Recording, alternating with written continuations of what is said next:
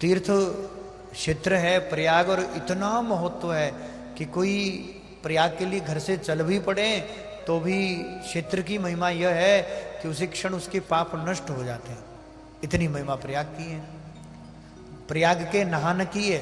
स्नान की तो महिमा है, पर भैया यहां तो अमृत की बूंद गिरी है। उस जो बूंद अमृत की यहां गिरी है, जब समुद्र मंथन हुआ और मंथन होकर के जब भगवान धन्वंतरी के रूप में अमृत का कलश लेकर आए और ला करके तब उसी अमृत को भगवान विश्व मोहिनी के रूप में, आगे समुद्र मंथन की भी कथा आएगी 8वें स्कंद में, तो उसी अमृत के कलश को लेकर जब भगवान ने देवताओं को पिलाया विश्व मोहिनी के रूप में, तब उसी में जो राहु केतु बने बाद में, वो मध्य में देवताओं का वेश बनाकर, और भगवान को पता चला तो सुदर्शन ने से सर वो काट दिया।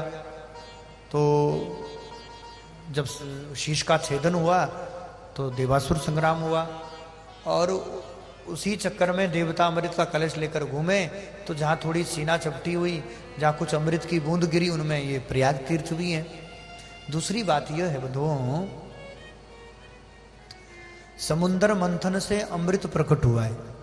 लेकिन जिस प्रयाग तीर्थ में आप बैठे हैं, कथा सुन रहे हैं, या लोग कुंभ में आ रहे हैं प्रयागराज में, इस प्रयाग क्षेत्र की महिमा यह है कि यहाँ केवल अमृत की बूंद ही छलकी है, इसलिए यहाँ पर कुंभ मेले का आयोजन हो रहा है। No no no no no no no,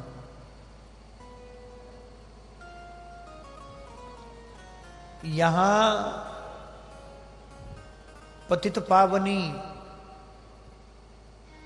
Bhagwati Bhagirathi Ganga, जो भगवान श्री हरि के चरणों से प्रकट हुई है, और भैया जिसका दर्शन स्पर्श करने मात्र से जीव समस्त पाप ताप संताप से मुक्त हो जाता है,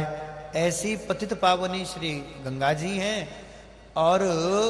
उनसे भी अति श्रेष्ठ निर्मल भगवान के वामस्कंद प्रकट भगवान श्री कृष्ण का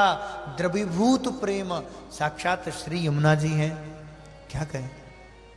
एक चरणों से प्रकट हुई है तो दूसरी भगवान के वाम स्कंद से, वाम हृदय से प्रकट हुई है। ऐसी भगवान की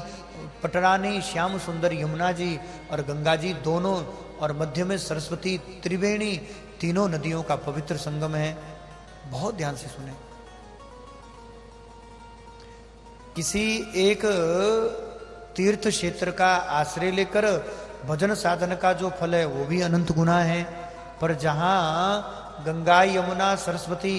तीनों का संगम तीर्थ हो, जहां त्रिवेणी के रूप में तीनों नदियां एक साथ मिली हो, ऐसे त्रिवेणी संगम में प्रयागराज में तो जो कुछ भजन साधन करें, हम यज्ञ जप तप आदि करें, उसका तो अनंत से भी अनंत गुना फल है। ये यमुना जी का भी क्षेत्र है, ये गंगा का भी क्षेत्र है, ये सरस्वती का भी क्षेत्र है। यहाँ पर तीनों नदियों का संगम है, इसलिए समस्त तीर्थों में सबके राजा है प्रयाग। प्रयाग माने वो क्षेत्र